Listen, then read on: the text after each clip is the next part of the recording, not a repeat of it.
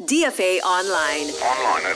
News and events from different Philippine embassies and consulates around the world. DFA Online. Here on Radyo Pilipinas World Service.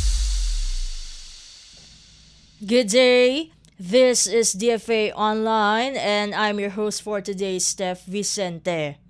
The Philippine Embassy in the United Arab Emirates, led by Ambassador Alfonso Ver, marked Earth Month with the introduction of the Northern Luzon giant cloud rat at the Butterfly Gardens, Abu Dhabi.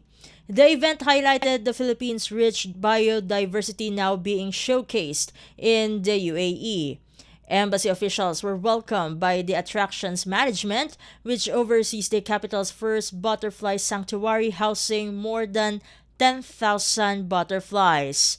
During the visit, the delegation toured the facility's climate-controlled domes featuring species from Asia and the Americas, along with waterfalls and lush tropical landscapes.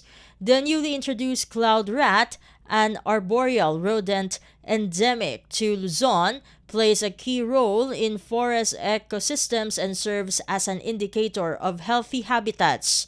Also featured at the site is the Palawan bearcat, a rare species native to the Philippines.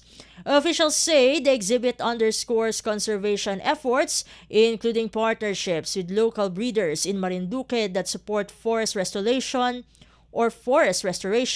and biodiversity protection. Ambassador Ver said the presence of Philippine species in Abu Dhabi reflects national pride and helps bring the country's natural heritage to a wider global audience. DFA Online. Here on Radyo Pilipinas World Service. In other news stories, Philippine Ambassador to Japan Mylene Garcia Albano presided over the 329th meeting of the ASEAN Committee in Tokyo on April 21, 2026, held at the Philippine Ambassador's official residence. The gathering marked the second meeting under the Philippine Embassy's chairmanship, which runs through the end of June. During the session, Ambassador Garcia Albano led discussions on recent developments in Japan, as well as key regional and global issues affecting ASEAN member states. Experts from Japan's National Institute of Population and Social Security Research and the Ministry of Foreign Affairs were invited to present on the country's evolving policies toward foreign nationals. Officials highlighted Japan's efforts to address demographic changes by meeting labor demands, strengthening social protection, and promoting coexistence with foreign residents. The ASEAN Committee in Tokyo is one of several established to advance ASEAN interest and identity in host countries around the world. DFA Online. Here on Radyo Pilipinas World Service. And finally, Philippine Ambassador to Malaysia Maria Angela Ponce joined Malaysian leaders and international officials at the launch of the National Information Dissemination Center, or NADI, which also serves as an International Telecommunication Union Digital Transformation Center.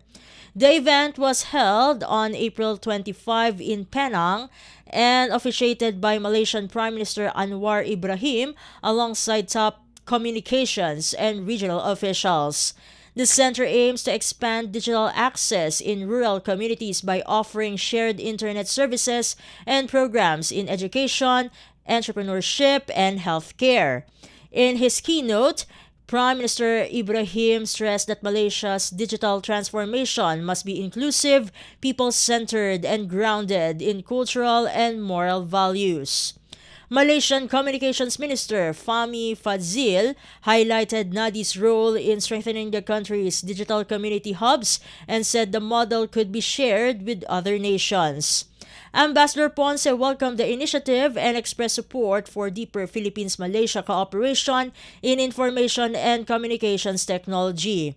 She also met with ITU representatives to discuss expanding digital training centers in the Philippines.